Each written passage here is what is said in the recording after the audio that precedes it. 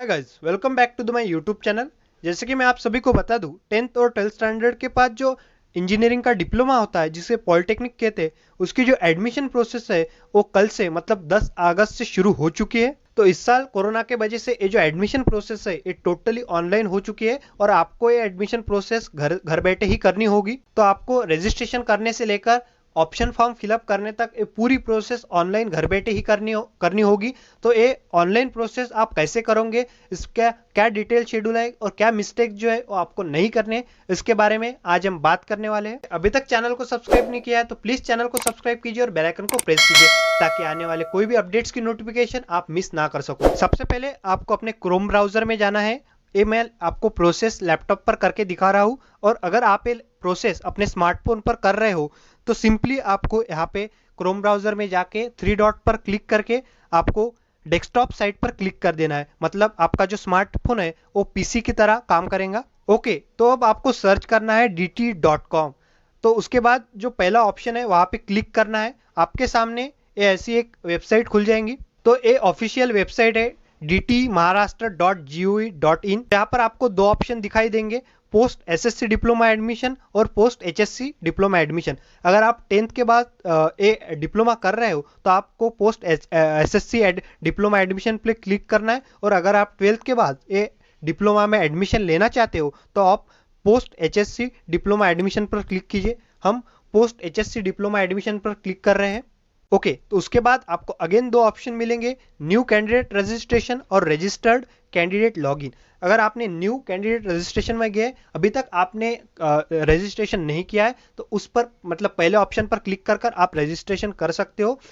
सिर्फ यही इस बात का ध्यान रखना है कि आप जब रजिस्ट्रेशन करोगे तो जो भी इंफॉर्मेशन आप फिलअप करोगे वो करेक्ट ही होनी चाहिए। अगर आपने गलती से भी इनकरेक्ट इंफॉर्मेशन फिलअप कर दी तो आपको आगे जाकर प्रॉब्लम्स आ सकते हैं। तो इस बात को आपको ध्यान में रखना है।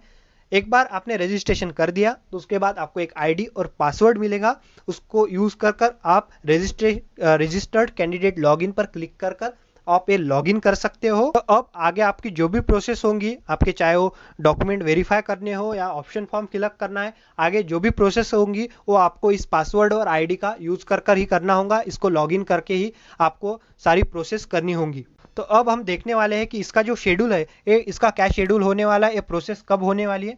तो यहाँ पर आप देख सकते हो नीचे लिखा गया है शैक्षणिक वर्ष 2020-21 करिता प्रथम वर्ष पोस्ट एसएससी पदविका अभियांत्रिकी व तंत्रज्ञान अभ्यासक्रम प्रवेशासाठी वेळापत्रक। तो इस पर अगर आप क्लिक करते हो तो एक पीडीएफ डाउनलोड होंगी। ये पीडीएफ जो है आप स्क्रीन पर देख सकते हो।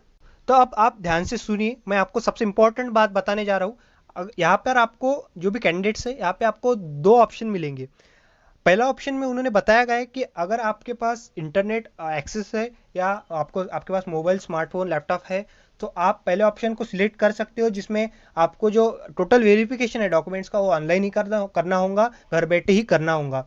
अगर आपके पास इंटरनेट एक्सेस अवेलेबल नहीं है, स्मार्टफोन या लैपटॉप अवेलेबल नहीं है, तो आप दूसरा जो ऑप्शन है उसको सिलेक्ट कर सकते हो, जिसमें आपको जो एफसी सेंटर है वहां पर जाकर आपका जो वेरिफिकेशन है वो ऑफलाइन के जरिए आपको वहां पर जाकर करना होगा। तो इन सभी स्टूडेंट्स को एक स्पेसिफिक टाइम दिया जाएगा। उस टाइम पर उन स्टूडेंट्स को उस एफसी सेंटर पर मतलब वो जो सुविधा केंद्र रहता है उस कॉलेज में जाके आपको ये वेरिफिकेशन डॉक्यूमेंट्स का वेरिफिकेशन करना होगा ऑफलाइन के जरिए, जिन स्टूडेंट्स को ऑनलाइन वेरिफिकेशन करना पॉसिबल नहीं है। अब बात करते हैं फीस के बारे में।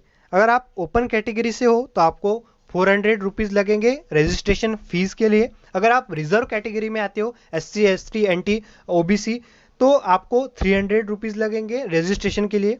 और साथ ही साथ उन्होंने ये भी कहा है कि जो पेमेंट है वो आप क्रेडिट कार्ड, डेबिट कार्ड या नेट बैंकिंग के थ्रू ऑनलाइन पेमेंट कर सकते हो। गाइस, अब बात करते हैं डिटेल शेड्यूल के बारे में। तो सबसे पहले जो रजिस्ट्रेशन है उसकी आपको डेट दी गई है 10 अगस्त से लेकर 25 अगस्त। तो 10 अगस्त से लेकर 25 अगस्त के बीच में आप कभी भी आपका रजिस्ट्रेशन कर सकते हो। उसके बाद जो नेक्स्ट स्टूडेंट्स को जो अपने डॉक्यूमेंट सबमिट करने हैं उसकी डेट जो दी गई है वो 11 अगस्त से लेकर 25 अगस्त की है।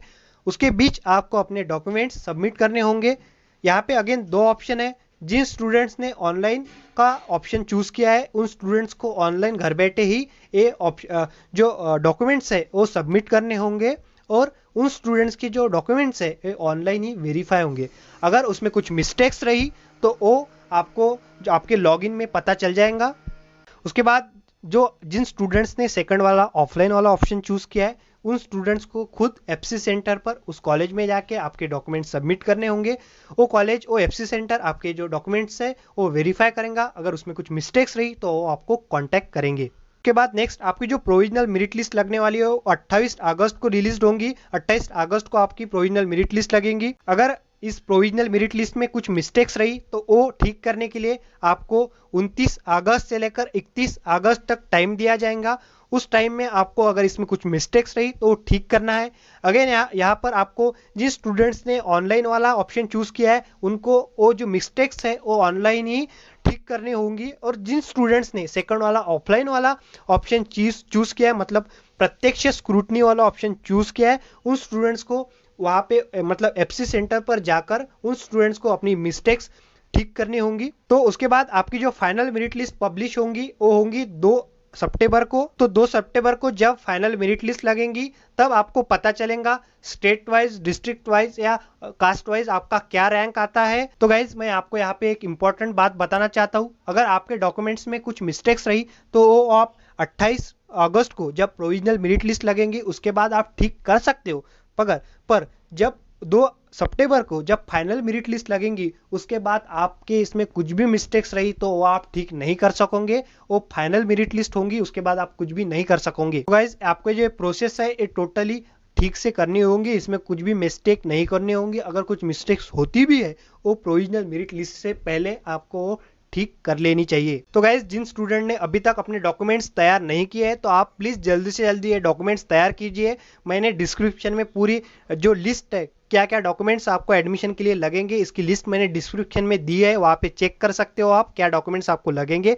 तो जल्दी से जल्दी आप ये डॉक्यूमेंट्स तैयार कर लीजिए। उसके बाद कुछ इंस्ट्रक्शंस है स्टूडेंट्स के लिए जो कि आपको जानना बहुत ही जरूरी है। तो सबसे पहले बताया गया है कि जो भी स्टूडेंट्स ये प्रोसेस करने में फेल हो जाते हैं या अपने डॉक्यूमेंट्स टाइम पर सबमिट नहीं कर पाते वो स्टूडेंट्स एडमिशन नहीं ले सकते। स्टूडेंट्स ने जल्दी से जल्दी अपने डॉक्यूमेंट्स तैयार कर लेनी चाहिए। उसके बाद जो भी स्टूडेंट्स रिजर्व कैटेगरी में आते हैं उन स्टूडेंट्स को नॉन क्रीमिलियर और इनकम सर्टिफिकेट्स की जो उनकी वैलिडिटी है वो 31 मार्च 2021 तक होनी चाहिए। उसके बाद जो स्टूडेंट्स रिजर्व कैटेगरी में आते हैं उन स्टूडेंट्स को जो भी रिक्वायर्ड डॉक्यूमेंट है वो सबमिट करने होंगे। अगर वो स्टूडेंट्स वो डॉक्यूमेंट सबमिट नहीं कर पाते तो उन स्टूडेंट्स की जो एडमिशन है वो ओपन कैटेगरी में होंगी और उन स्टूडेंट्स को पूरी फी भरनी होगी।